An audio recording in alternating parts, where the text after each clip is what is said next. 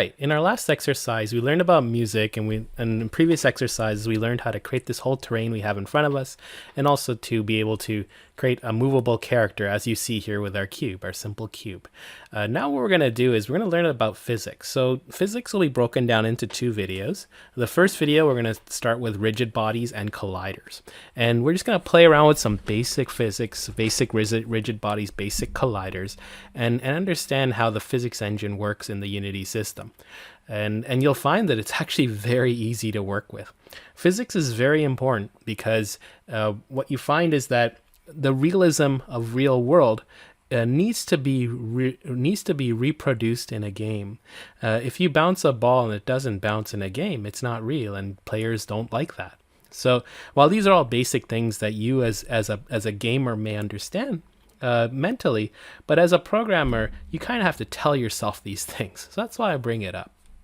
So what we're going to do today is we're going to start by just adding basic objects and looking at their colliders and looking at their rigid bodies and seeing how things work. So I'm going to start by, in this game scene, creating an empty object just to have a new category of sub-objects I'm going to work with. I'm going to call this obstacles. All right, nothing special about it. I'm not going to add anything to it. It's just an empty game object. And from there, what I'm going to do is I'm going to add a cube. So 3D object and a cube. And let's place this up in the air somewhere. It'll be within view shot of our player, so you can kind of see it there. It's a little bit far in the distance, but I'm going to be relying on the scene view today. In fact, it would make it a wee bit bigger.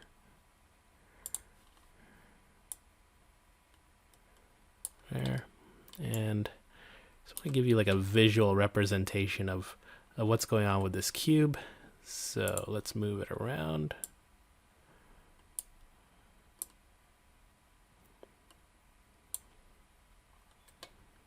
Okay, so it's up there, it's in the air. All right, and when I hit run, you can see, or you will see, that nothing will happen. I'm just going to mute the audio since we don't need it right now. Right, but you see that the cube is stationary up here in the scene, and in the game view it's a bit off into the distance, but that's okay. It's good enough for what we want to do. All right. So what I want to do now is I want to add a rigid body to my cube. In fact, let's actually push the cube under the obstacles category. Let's keep things organized. And I'm going to add a rigid body. So I'm going to go to add component and look for a rigid body. Now my rigid body has different components too, like mass, drag, angular drag, use gravity, and so on. Right? Is kinematic there is useful for when you want to release control of physics back to an animation system, for example. Like a ragdoll type approach or architecture, and so that way you can allow the animations to take over from the physics, right? And then you recheck, then you uncheck it again when you want to let the physics engine take over control of the object. So now what I'll do is, now that I've added a rigid body, I'll leave the basic settings as is: mass, drag, angular drag. We'll leave it alone. Let's just run it and see what it's all about, or what it's going to do now.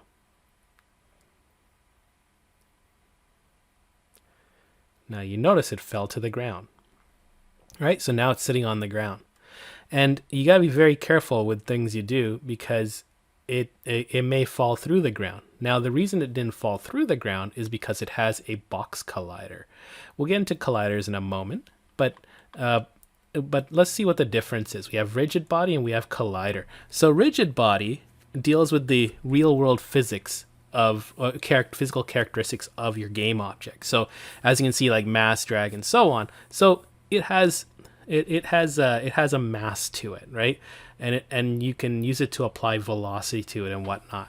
While box colliders are like think of it as like an invisible force field representing the shape of the object, so that it's there to detect if something has touched it.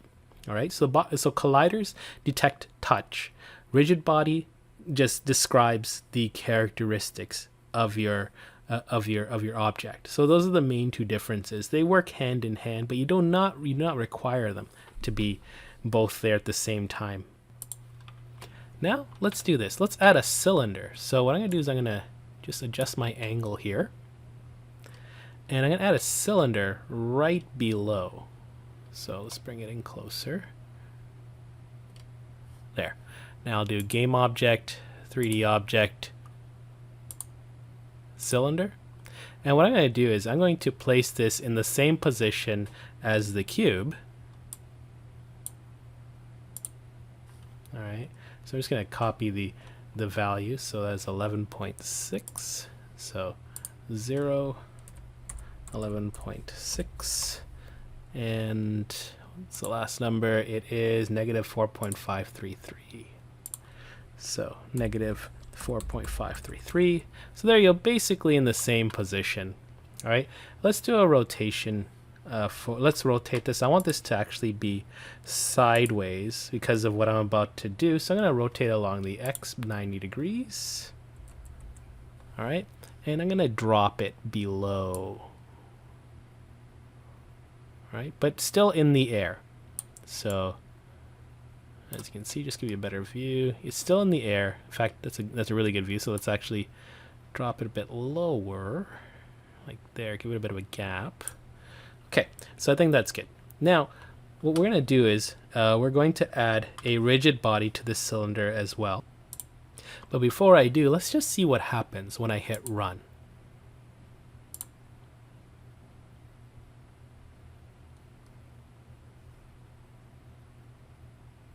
Now you see it fell, and now it's sitting on the cylinder. Just get a better angle there. So you see it's just sitting on top of the cylinder. Right, see if I can get rid of that. There we go. So now you see it's just sitting there. All right. So now, but because it is perfectly in the center of the cylinder, it's not really like applying any more physics. It's almost like it's sitting on top of it. So let's see if we can play with it just a wee bit. Just gonna stop this for a sec. There's my cylinder. I'm just gonna adjust it slightly to the side, just so it's like not perfectly on top. Try running again.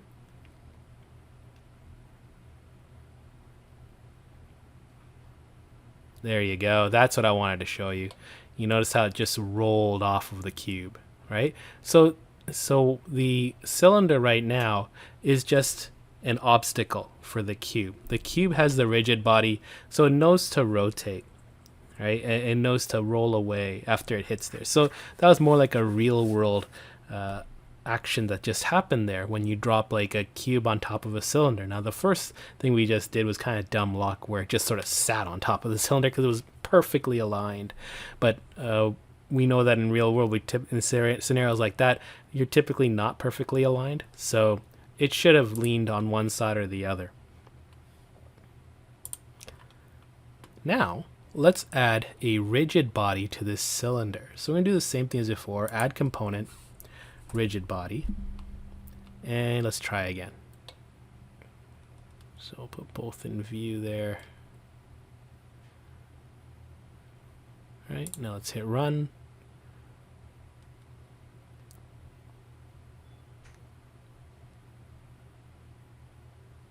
And as you can see, they both fell at the same time. You can see the cylinders rolled away. The cube kind of rolled away a bit as well, but because of its solid size, it just sort of came to a stop. Now, what's interesting about the rigid body is that you can specify weight, mass, and drag. And so we can play with one object being heavier than the other. So what I want to do is I'm going to keep the masses the same, but I'm going to make it harder for the cylinder to fall. So if I go to its rigid body, I'm going to increase the drag from 0 to 10. So both these objects are the same, but cylinder is going to have a difficult time falling to the ground.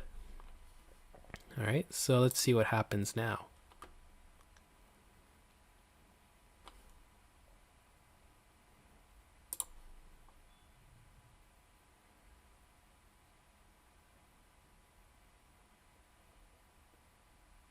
Notice that the cylinder is taking its sweet old time falling to the ground, and the cube fell fast. So what this tells you is that when you want to emulate an environment where it's really difficult to move around, let's say, for example, water or space, right? Or maybe a different planet that has a stronger gravity, for example, then you'll want to increase the drag, right? To make it more of a challenging environment. So the drag should increase for your objects. So you'll notice that the cube had, and both objects had the same mass, but one had a harder time moving around the environment. Maybe also simulate moving through muck, for example, right? If a character is trying to walk through a tar pit, right? Much more difficult to move around in, right? So now you can see that we got drag here. We're able to add a rigid body and see that physics is now being applied right off the bat, and we didn't have to write a single line of code. Now, what I'm going to do is I just want to place, maybe we'll just take another cube here and throw it on. Let's say we have one of these peaks here. Just going to throw another cube. Actually, I'll just duplicate this cube. So Control D. All right. I'm going to take this cube. Just want to put on top of the mountain just to illustrate that the terrain plays a role in colliding as well. All right. I think that's good enough here. Let's hit play and see if what it'll do. Its reaction to this little mountain peak here.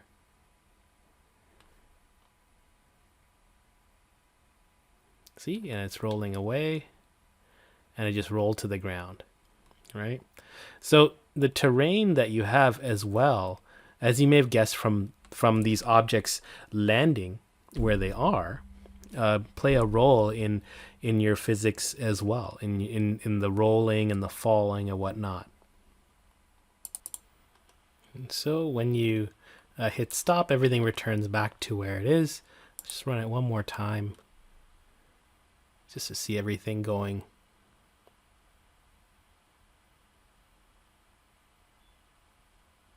All right. So now what we'll do is we will add a sphere. And I want to illustrate something with the sphere. So I'm actually going to put the sphere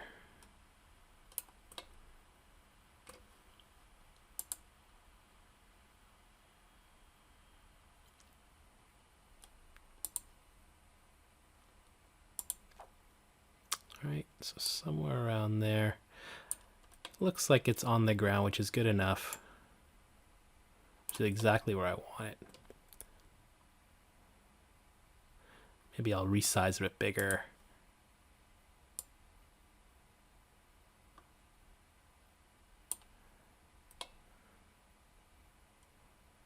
Yeah, looks like it's sitting right on the ground, so that's perfect. And it's got a sphere collider on it. Now, what I'll do is I'll add a rigid body to it. All right, so it's got its rigid body. We'll just hit run. Just to verify it shouldn't really do anything. Maybe move a little bit.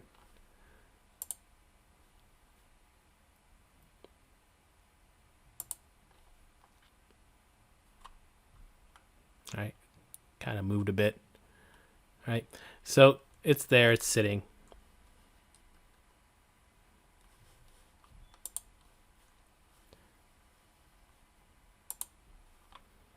Now watch what happens when I uncheck the collider. So it has a sphere collider added by default. So I'm going to uncheck that. All right, I'm going to turn off the collider. I'm going to hit play.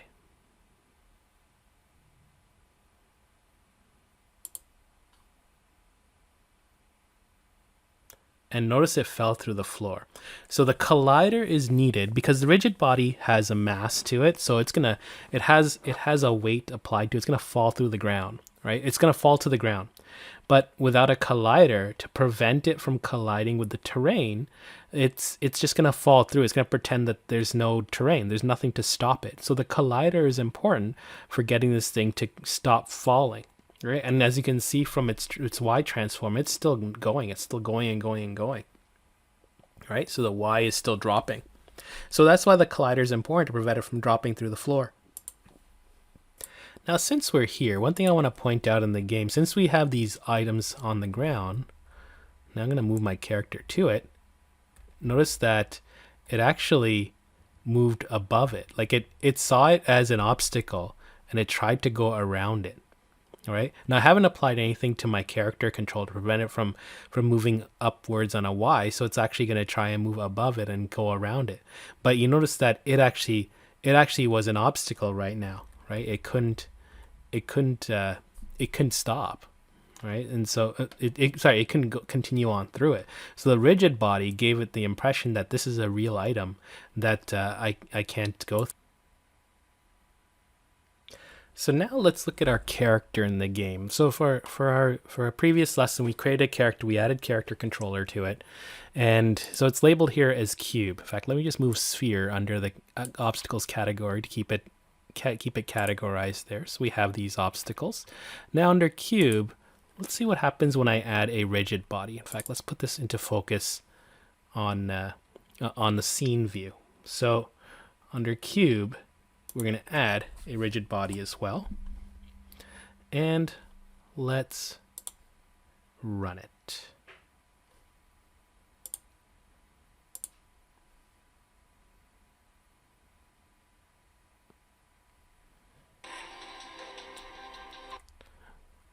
Notice that it's a little bit shaky here, a little bit jittery, because it's not a perfect mass. The thing with this cube is that it's not just a cube, but it's got the label on top of it. It's got the follow camera behind it. So it's actually not a perfect weight, right? And if I try moving it, let's see what happens. Now it's like really going buck wild here.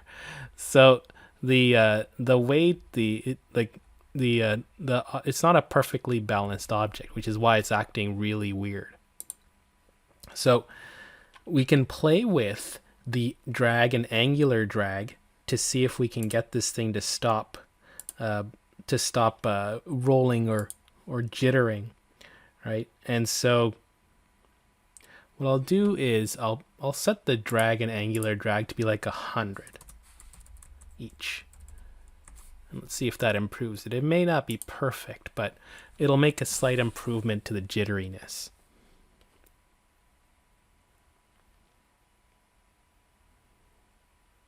Okay, so now it's actually sitting still.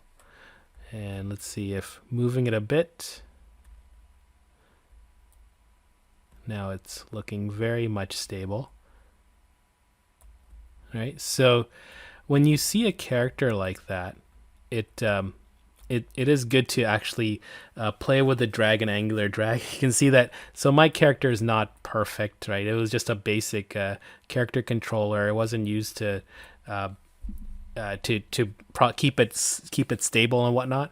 But as you can see, it's not jittering or dancing anymore, even though now it's kind of on an angle in the air. So we have more work to do on our character control, but this is a lesson on physics in the first place. So yeah, so you can play with the drag and angular drag on your character when it's getting all jittery, so that you can prevent it from jittering around or dancing around like that.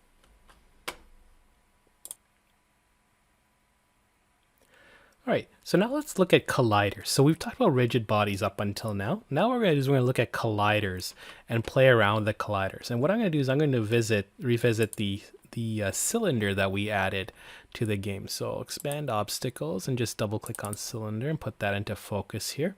So you'll notice that the collider, every object that we added had a collider built into it. And if I point directly at the capsule collider was added to it. So I can have a look at the cube, and you'll see that it has a box collider. If you look at the sphere, it has a sphere collider. So those are the three basic stock colliders. Now, we're dealing with basic shapes, so these are perfectly fine. They're also cheap on processing demands. So they're a very good choice in general for colliders. Now, you may find that you want to have like a person, right, with arms and legs and a head. And so these type of colliders may not be the best, although capsule collider is actually a good cheap way to add a collider to a humanoid type character. While it may not be a perfect resemblance of the character, but it does the job. It's cheap, and it doesn't require demands. If you were particular about having a collider for your character, you would go with a mesh collider and let the mesh collider meet the physical characteristics of that humanoid character. But we won't get into mesh colliders in this lesson today. We'll focus on the stock colliders that are given to us. So capsule collider is right here, and you'll notice that it takes the shape of a capsule, and these green lines that we're seeing encompass the capsule collider. If I click on edit collider, you can see a better idea of what the capsule looks like. Right, so that's actually, these green lines are actually the collider. If you think of it as like an invisible force field, there are like little boxes that tell you that you can like stretch out the collider. So you can see what we're doing here. When I stretch it out to a certain degree, it looks more like a sphere. Right, so I'll just do Control Z to undo my changes. But you can edit the collider, right, as you see fit. Now, we'll get into editing the collider in a moment, but instead what I'm going to do is I want to just show you something a bit different here. What I want to tell you is that for the objects you add, you don't have to stick to the default collider. Like for this, what if I uncheck capsule collider and I add a box collider? Right? And so now you see a box collider surrounding this cylinder here. And if I edit the box collider, right, and let's say I want to stretch out the collider,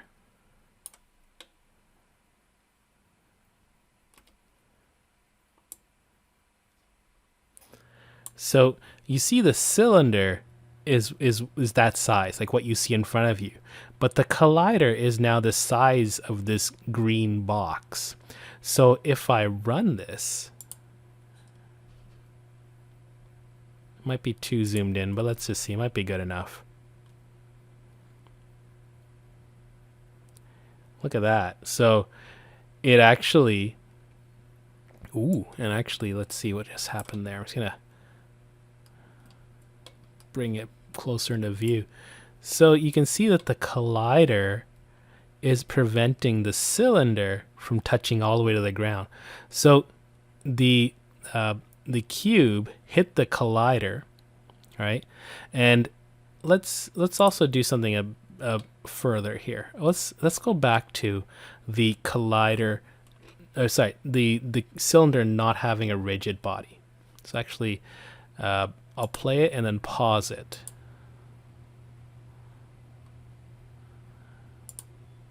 There. Too late. Let's see. Okay, now it's the previous frame. No, I'll have to try again.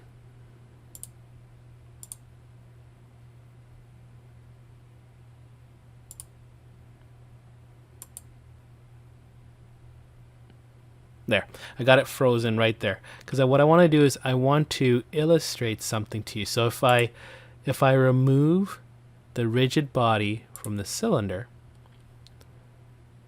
and I let it resume, it is sitting there, right? It is sitting right on the cylinder.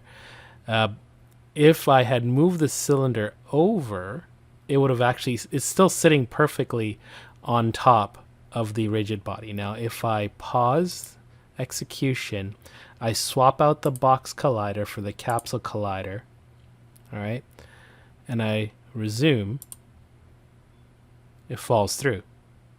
Right? Because first it was sitting on the box. The box is your giant barrier, all right? Whereas the capsule was, now that it's in play, it's round, right? So it actually continued on and rolled away.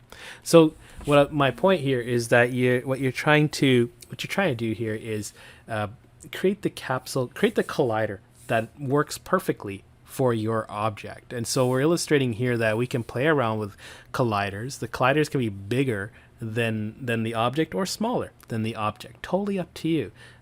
You don't, and if you find that you don't have the processing power to deal with an expensive mesh collider, you can take advantage of these rudimentary basic colliders, and you can actually have multiple colliders attached to a game object. So you can definitely use the basic stock colliders, save on processing demands, and still get a good physics engine response up and running for your game scene. So let's just hit play to remove everything and get it back to where it was. All right, so we've played around with rigid bodies. We've seen how easy it is to play with colliders. Now, let's go back to our friend the sphere here, and what we're gonna do is we're going to return its sphere collider. All right, so we'll bring that back on, and we're gonna learn how to apply forces to our game objects. But we're gonna do this in code. So our physics engine can also use code to do things that we need it to do. What we're going to do first is we're going to create a new script called Object Mover. So I'm going to switch over to my project, go to scripts, and I already have some scripts we created from past tutorials. So I'm going to add a new one to it, and I'm going to call it Object Mover.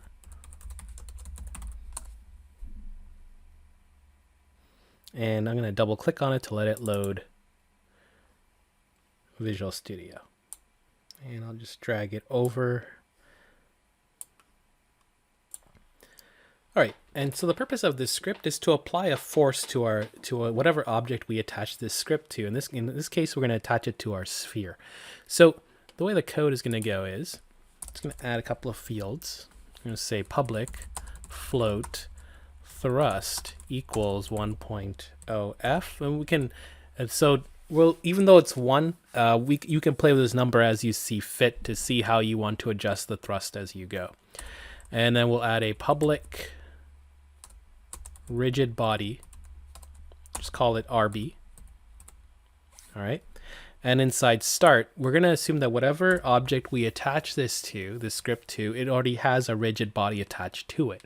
If it doesn't, the script is gonna crash and you won't be able to use this properly. So we'll say RB equals get component of type rigid body. All right, so it's gonna get the rigid body component of the current object it's gonna be attached to. Now, we're not going to use update. Instead, we're going to use another method called fixed update. So fixed update runs at different intervals from update. So update is called once per frame, as you see from the comment. Fixed update is called at a fixed interval, not as often as update, but it is called by the physics engine at every certain period of time. That is determined by the physics engine. So fixed update runs. It does get called quite often, but it is called at the leisure of the physics engine. So that way you're not bogging down the system with constant physics calls, because it can be a heavy process when not done right. So when we do physics updates, we do them inside fixed update. All right, and all I'm going to do here is just say rb.add force, and we'll say transform. So transform of the current game object this is attached to, dot forward. We want to move it forward, times it by thrust. Now, yeah, I know I'm timesing it by 1, but now in the game, you can tune it from 1 to 2 to 3 and just see how things work. All right, so very basic script. This is actually straight from Unity's developer docs on their website, and so I'm just taking it. I'm going to apply it to the sphere, and we're going to see that it's going to start moving on its own. So just going to save this. I'm going to switch back to my Unity editor, and I'm going to add this once it's done refreshing.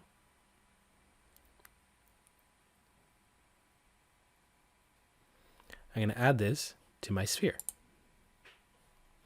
So say add component, object, mover. All right, I don't need to drag rigid body to it. It already has a rigid body right above it. So now let's give this a run. So I'm going to switch back to the game view.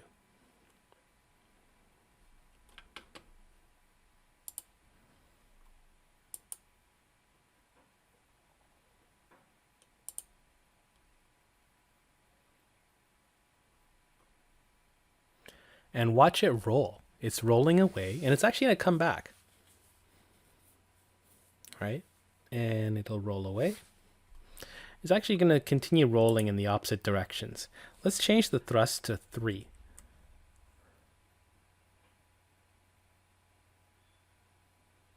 So it's moving faster. What if I change it to 10? Now it's rolling much faster, but it's rolling in a shorter distance. So let's see if we can increase the distance by saying 0.2. Now it's rolling further away. And let's see if it comes back eventually. It will come back based on what we've observed, but it'll take a while because it's going at a slower rate and it's going further away. But yeah, so now you can see that you've applied a force to a game object, and you've done that in code. So now let's try applying force to the cylinder and seeing what happens. So I'm going to move over to the cylinder. I could have done it to the sphere, but I want to add a rotational force. All right, so I want it to rotate. And actually the sphere, based on what it looks like right now, unless I add a texture, a material to it to make it look different from its basic color, we won't really see a difference. Whereas a cylinder, because it's a different shape, would actually give me a good impression of the rotational force we're going to add right now. So what we're going to do is we're going to switch back to our project console and add another script. I'm going to call it Object Rotator.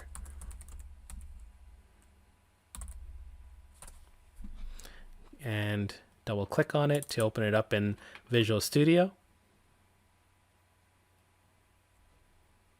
All right. Now Object Rotator will be pretty well the same, if not identical, to the script we just created right now. So we're just going to add the same fields. We'll say public float thrust equals 1.0f, right? And public rigid body, call it RB. We'll do the same thing in start again. We'll say RB equals get component.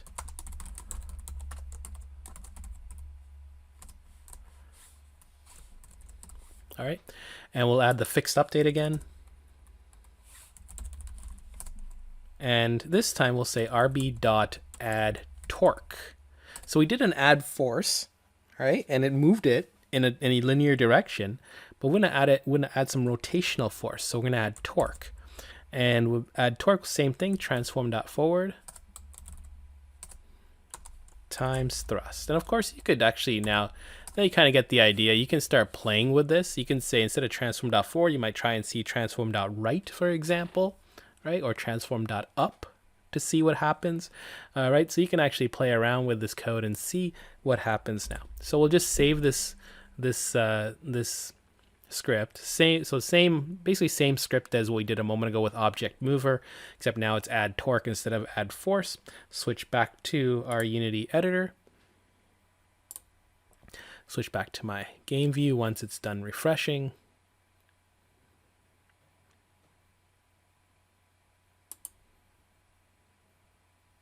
All right, and I'm going to zoom out a bit so I'm going to get a better view of the cylinder. Put cylinder into view and add. And actually, I'm going to check off capsule collider and uncheck box collider because I think the box is too large and will probably interfere with what I want to do. All right, and add object rotator. All right, let's just save our scene as well since we made so many changes to it, and just hit play.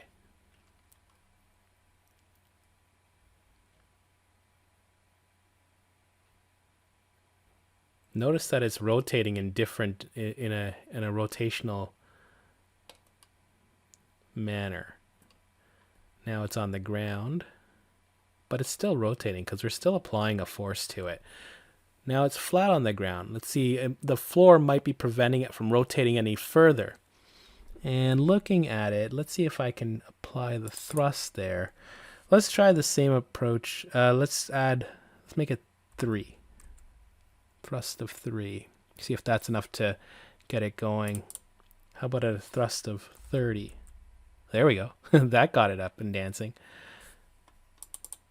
Now let's go to 10.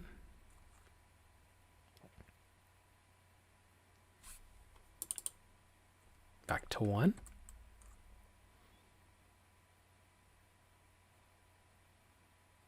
And eventually it'll find its way to the floor, I believe, and it'll stop. See, it stopped again. Let's go back to 30. And now let's go to 0.2. There. And it still came to a stop because of the nature of the shape. But yeah, so as you can see, in code, you can apply forces, you can add torque, you can make things rotate now in script. All right. So now, speaking of script, the last thing we're going to talk about is calling code upon a collision happening. So we've seen C# script in terms of applying forces. Now we're going to see C# script in terms of collision detection. And that's the main crux of collision detection, is maybe sometimes you want to have code execute upon collisions occurring. But before I do, I just want to run this one more time and just illustrate something. Now I'm going to bring audio back in to this and just show you something here. So we have music, and you see there's explosions happening. And so in a past exercise, in our last exercise, we had explosions happening every 6 seconds, right? Now what we're going to do is we're going to have explosions happen every time you bump into an object here, every time you touch one of these objects. So we want to have collision detection occur, play a sound. Okay, so there are special methods for detecting collision detection. So let's hit stop here. There. And so what I'm going to do is in script,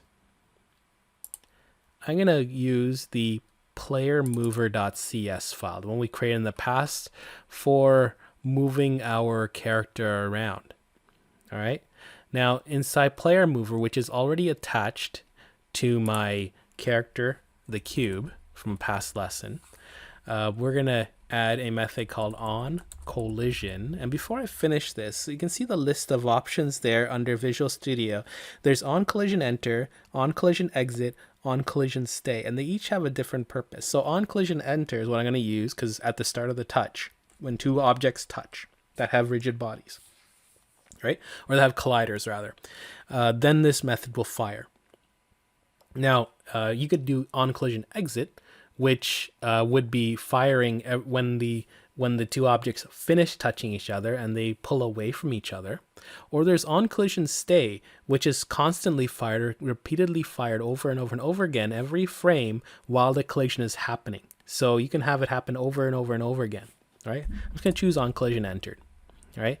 And we can even do a console print to say collided, just to prove that, hey, these touched. And for debugging purposes, it's always good to put print statements in collision detection because, you know, when you first do this, you may be thinking that it's colliding, but it didn't collide, it didn't touch. And so you want to verify that.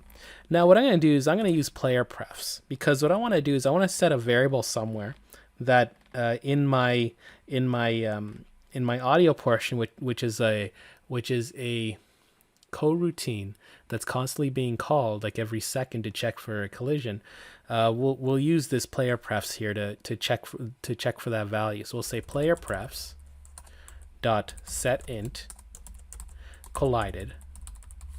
We'll set it to 1. All right. Now what we'll do is we'll go into GameSceneManager.cs.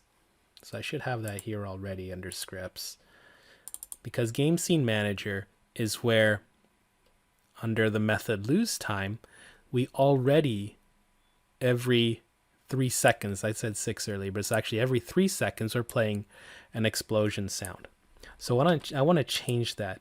I want this to only play whenever it has collided.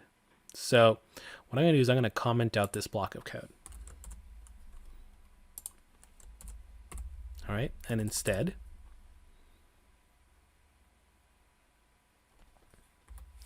I'm going to check to see if playerprefs.hasKey for collided, because it could be a first time run, right? And may not even have this, just to be sure. And then I'll say if player prefs dot get int for collided. All right, check to see if it equals 1. Then I'll just copy this line of code into this. But furthermore, let's actually take it a step further. So after I paste it, we'll play the explosion sound, and let's make it look like the player gets hurt whenever they touch this. So we'll say current score minus equals score increment. As you can see, we have a similar line above. Every 5 seconds we increment the score, meaning the player is still alive for another 5 seconds, so it earned an increment in score. And let's reset our player prefs. So player prefs dot set int collided to 0. Whoops.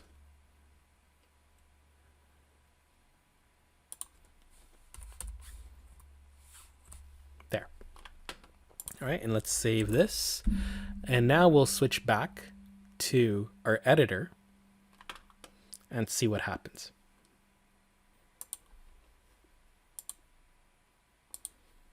Okay, so we'll hit play.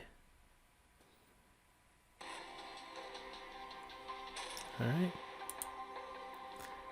So you heard that one explosion sound because it had collided with the terrain. So it's sitting on the ground.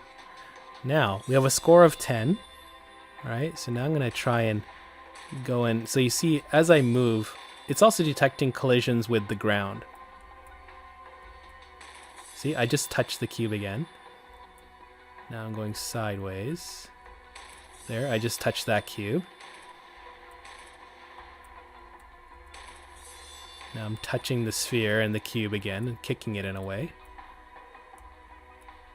You can see my character just kind of acting weird there. All right. So I'm actually focusing my sights on the scene above as opposed to the game scene. It's just not practical. But yeah, so now you're seeing that you can have events happen upon a collision being detected, right? You notice that now my cube's in the air. It's not touching anything. So you haven't heard any explosion sounds, all right? And you see a decrement score, like I did badly. I'm now -90 in my score here. All right. So there you have it. Let me just kill the music here. So what did we cover in this lesson? We covered introduction to the physics engine here in Unity by looking at the rigid body and the colliders. And we learned how to add rigid bodies, how to increase drag. You can play with the mass. We learned how to add colliders, so the different stock colliders, box, capsule, sphere, and we learned how to play around with them. We learned how to add force and torque in code, in scripting, so that we can apply forces in code. And finally, we looked at collision detection and detecting collisions using OnCollisionEnter to be able to have an action happen. In our case, decrease the score and play a sound. All right, so there you have it. Until the next video where we continue on into physics deeper. Until then, take care and bye for now, and I'll see you soon.